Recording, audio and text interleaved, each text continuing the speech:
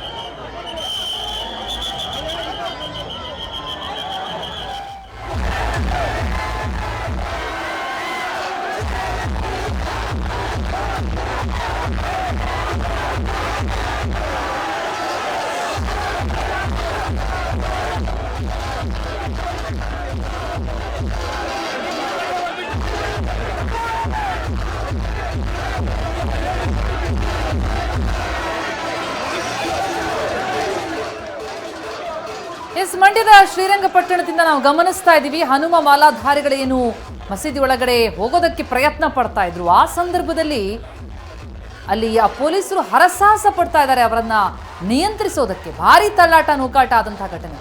ಸಂಕೀರ್ತನ ಯಾತ್ರೆ ಸಾಗ್ತಾ ಇತ್ತು. ಆ ಸಂದರ್ಭದಲ್ಲಿ ಈ ಬೆಳವಣಿಗೆ ನಡೆದಿದೆ.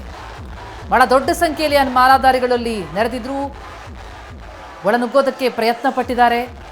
ಜಾಮಿಯಾ ಮುಂಭಾಗದಲ್ಲಿ ಅವರನ್ನ ತಡೆಯೋದಕ್ಕೆ, ಅವರನ್ನ ನಿಯಂತ್ರಿಸೋದಕ್ಕೆ ಪೊಲೀಸರು ಪ್ರಯತ್ನ ಪಟ್ಟಂತ ಸಂದರ್ಭದಲ್ಲಿ ಈ ತಳ್ಳಾಟ, ನೂಕಾಟ ಆಗಿರೋದು. ಬಹಳಷ್ಟು ವ್ಯವಸ್ಥೆ ಮಾಡಿಕೊಳ್ಳಲಾಗಿತ್ತು. ಏನು ಸಮಸ್ಯೆಗಳಾಗಬಾರದು ಅನ್ನೋ ದೃಷ್ಟಿಯಿಂದಾಗಿ ಹೆಚ್ಚಿನ ಪೊಲೀಸರನ್ನ ಕೂಡ ನಿಯೋಜಿಸಲಾಗಿದೆ. ಇಷ್ಟಾಗಿಯೂ ಕೂಡ ನಡೆದಂತಹ ಘಟನೆ ಇದು.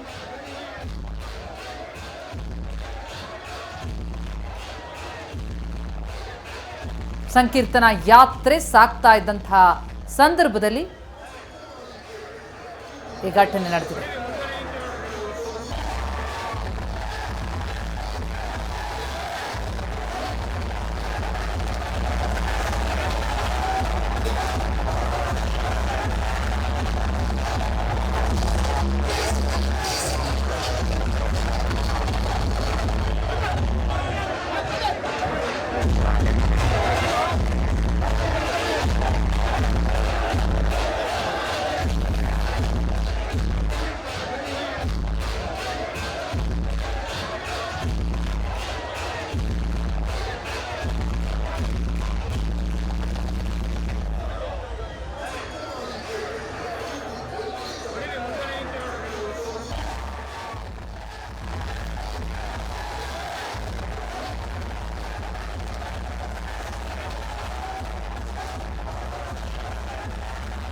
ಸಂಕೀರ್ತನ ಯಾತ್ರೆ ಸಾಗ್ತಾ ಇದ್ದಂತ ಸಂದರ್ಭದಲ್ಲಿ ಮಾಲಾಧಾರಿಗಳ ತಳ್ಳಾಟ, ನೂಕಾಟ ಗಮನಿಸ್ತಾ ಇದ್ದೀವಿ.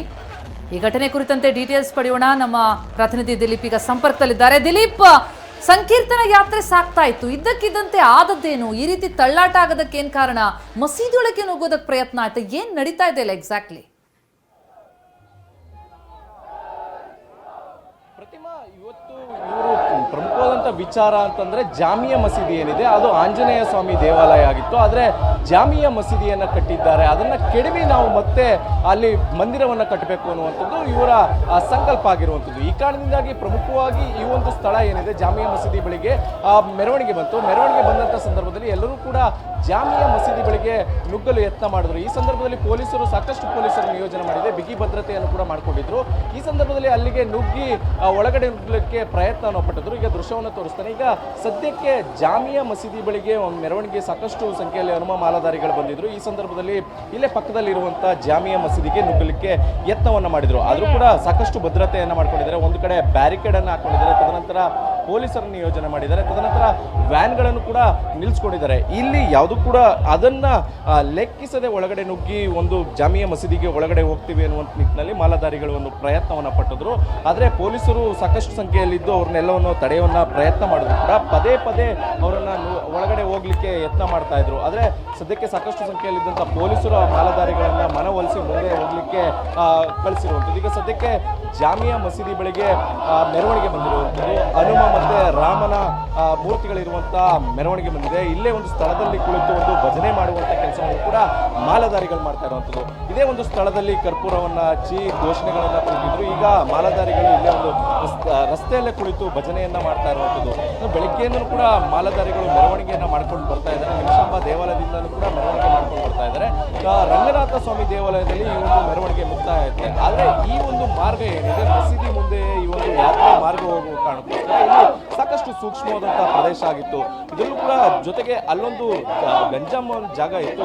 ಗಂಜಾಮ್ ಜಾಗದಲ್ಲೂ ಕೂಡ ಒಂದು ದರ್ಗಾ ಇತ್ತು. ಅಲ್ಲೂ ಕೂಡ ಇದೇ ರೀತಿಯಾದಂಥ ಒಂದು ರೀತಿಯಲ್ಲಿ ಆತಂಕದ ವಾತಾವರಣ ನಿರ್ಮಾಣ ಆಗಿತ್ತು. ಆದರೆ ಪೊಲೀಸರು ಅಲ್ಲೂ ಕೂಡ ಮಾಲಾಧಾರಿಗಳನ್ನ ಕಳಿಸುವಂತ ಪ್ರಯತ್ನ ಮಾಡಿದ್ರು. ಈಗ ಸದ್ಯಕ್ಕೆ ಇಲ್ಲಿ ಏನು ಕಳ್ಳಾಟ ನೂಕಾಟ ಇತ್ತು ಈಗ ತಿಳಿಗೊಂಡಿರುವಂಥದ್ದು. ಈಗ ಸದ್ಯಕ್ಕೆ ಮಾಲಾಧಾರಿಗಳ ಯಾತ್ರೆ ಮುಂದುವರೆದಿರುವಂಥದ್ದು. ಕೆಲವು ಮಾಲಾಧಾರಿಗಳು ಈ ಒಂದು ರಸ್ತೆಯಲ್ಲೇ ಕುಳಿತು ಈಗ ಒಂದು ರೀತಿಯಲ್ಲಿ ಭಜನೆಯನ್ನ ಮಾಡ್ತಾ ಇರುವಂಥದ್ದು.